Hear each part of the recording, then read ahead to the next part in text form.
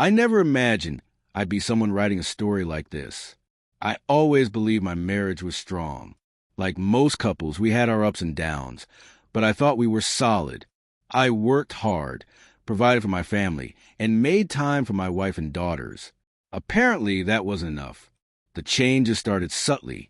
My wife, Karen, became distant. She stopped kissing me goodbye before work. She began dressing differently, wearing a new perfume, and going out more.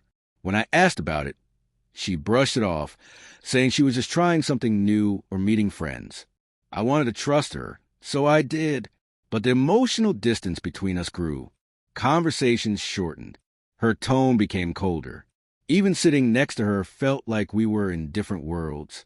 I tried to fight for us. I planned date nights, brought home flowers, even booked a weekend getaway. She canceled last minute, saying she had a work conference. That weekend changed everything. One night, her phone was left unlocked on the bed while she showered. I'm not the type to snoop, but something in my gut told me to look. What I found shattered me. Messages, romantic, explicit, intimate, from a man named Thomas.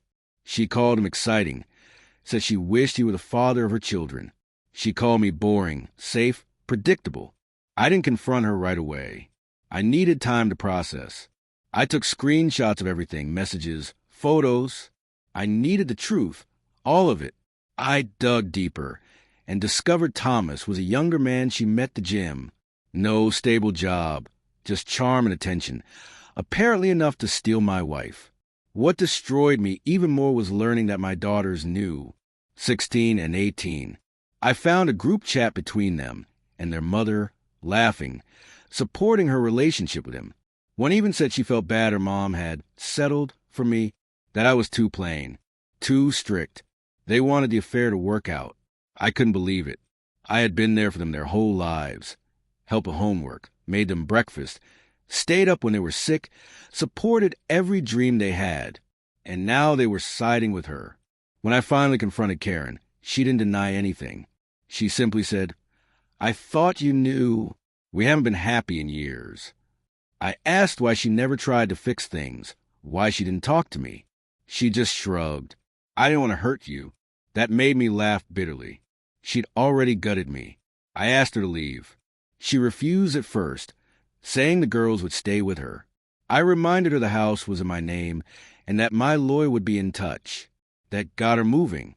She packed and left that night. The girls didn't hesitate. They went with her. The weeks that followed were some of the hardest of my life. The house felt empty. Not just physically, emotionally. I couldn't eat, couldn't sleep. I kept replaying everything, wondering if I had failed. Was I too boring? Too emotionally distant? But with time, I saw the truth. This wasn't about me lacking. This was about her chasing something reckless. I filed for divorce. I didn't want revenge. I just wanted to keep it clean. But she demanded more. Claimed she'd sacrificed her youth and deserved compensation. Her lawyer tried to paint me as controlling. Mine shut that down fast, with all the evidence I had. Through it all, my daughters never reached out. Not once. They posted pictures with Thomas online, calling him Mom's real soulmate. It felt like grieving a family that was still alive. 6 months passed. I threw myself into healing. Therapy, hiking, photography. I reconnected with old friends. The pain didn't disappear, but it dulled. I found pieces of myself again. Then one day, my oldest daughter showed up. She looked shaken. She was crying. She told me Thomas wasn't who they thought he was. He was controlling, jealous, verbally abusive. She even said he tried to hit on her. And when she told Karen, her mother accused her of lying. She didn't feel safe anymore. I let her stay. It was tense at first. I didn't know how to talk to her. I was still hurt, but she seemed truly remorseful. She apologized for everything, for backing the affair, for what she'd said about me. Slowly, something started to mend.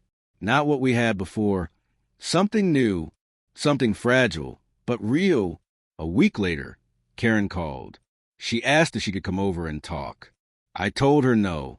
There was nothing left to say. She made her choices. Now she had to live with them. Later, I heard Thomas had cheated on her too. He left her with the lease and disappeared. Karma had its way. I didn't gloat, didn't reach out, just stayed quiet. That was enough. Eventually, my younger daughter returned too. She saw her mother unraveling and wanted to fix things with me. I was cautious, guarded, but deep down I was relieved. I missed them more than I could say. 2 years have passed. Karen is no longer part of my life. My daughters and I are rebuilding. There are scars, yes, some days the pain resurfaces. But I've learned how to carry it without letting it consume me. Sometimes the deepest wounds come from the people you love most. But healing is possible, even after the worst betrayals.